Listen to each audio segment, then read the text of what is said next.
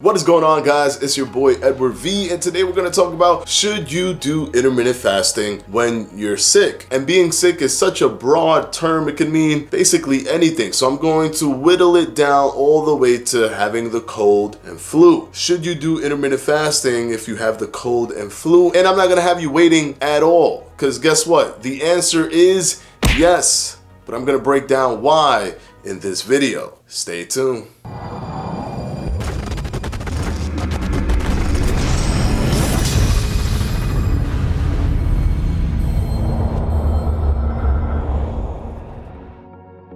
First of all, the beneficial thing that you can get from having a cold or a flu and then doing intermittent fasting is that your body naturally doesn't want to eat. It's a defense mechanism that your body has because it wants to start prioritizing its energy in getting you back to normal. And what you do when you're actually eating is that you are diversifying your body's workload. So it's looking at things like, okay, I have to break down this energy that's coming in, and I have to work on the fact that he's sick, and hopefully I can get him to feel better. When you're making your body take on so many different tasks, it's not being as efficient as possible with any one of those tasks. So if you're constantly eating breakfast, lunch, and dinner, you're making it harder for your body to actually fight this cold and flu. So if you implemented an intermittent fasting strategy, it would actually be a little bit beneficial for you in that regard. Also, if you ever had problems getting into an intermittent fasting protocol because it was just too difficult for you, this is where you can build that rhythm, because that rhythm will carry on even after you become healthy again. Even after the cold and flu is gone, you still carry that same rhythm from doing the intermittent fasting protocol during that time when you were sick. So if you have been trying to get into it and all of a sudden you gotten a cold or a flu, this can be your gateway into creating that rhythm. Also, another thing that intermittent fasting helps you do is that it helps you break down cells because of the autophagy factor of intermittent fasting. Once you go into that fasted state for a certain period of time, you start to activate more autophagy. And autophagy stands for self-eating. Your body actually starts to eat itself, but this is a good thing because it's eating the poor cells and is utilizing that to recycle and make better cells. So right now, when you have a cold or a flu, your immune system is down. So you have immune cells that are bad. Autophagy can help facilitate breaking those bad cells down and creating brand new ones for you that are more healthier, better, more energized, and that will assist you in overcoming this cold or flu. So that autophagy factor is actually a very good benefit when you have the cold and flu and you're implementing the intermittent fasting protocol. Just another reason why you should be doing intermittent fasting when you have a cold or flu. Another thing is that having a cold and a flu creates inflammatory properties in your body. There's inflammation everywhere when you have a cold and a flu, and intermittent fasting does something that helps reduce that inflammation. I did talk about a study recently in one of my previous videos that looked at the mechanisms of intermittent fasting and why it helps facilitate anti-inflammatory responses in your body. But one thing that definitely assists in doing this is ketones, and the specific ketone, beta-hydroxy butyrate. It has been found multiple times and through various studies to help improve inflammatory responses. It can reduce that inflammation, and intermittent fasting actually helps you release beta-hydroxy butyrate. As your body switches over from glucose to ketone production, your liver then produces beta-hydroxy butyrate. So if you can do that, if you can systematically set that up, then you'll be tackling your cold and flu much better. And this can be triggered through intermittent fasting. Now, keep in mind, intermittent fasting isn't the only thing that you would need to help completely get you over this cold and flu, but it's something that can actually help you. You still want to look into some home remedies or anything that your doctor is prescribing you, especially if you suffer horrifically from cold and flu and it's harder for you to get out of that. You also still want to make sure that you get your nutrition when you actually do eat, and also make sure you're very hydrated, because when you have a cold or flu, you tend to be much more dehydrated than normal. So make sure you constantly have a water bottle at arm's length. And also try to get your electrolytes as well, because this is all going to help facilitate you getting better. So make sure you're adding things like sea salt to your water to add that additional electrolyte that'll help you get over this flu much faster. Remember, this isn't the thing that's going to make it go away, but this is definitely not the thing that's going to make it worse. It actually has elements that will help you as the cold/flu runs its course. I hope this video was very informative for you, and if you were ever on the fence and thinking, wait a second, should I be fasting?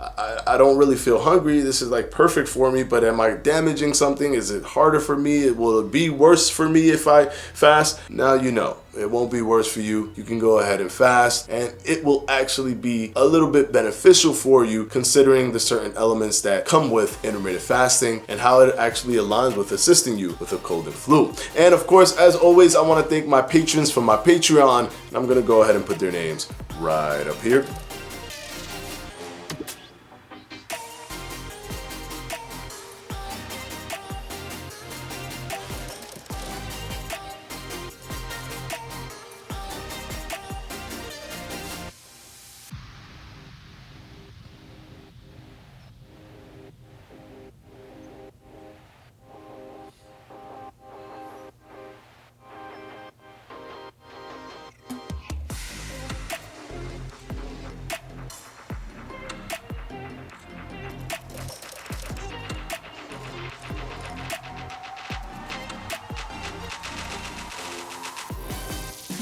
And of course, as always, guys, I'll see you on Wednesday for another FAQ.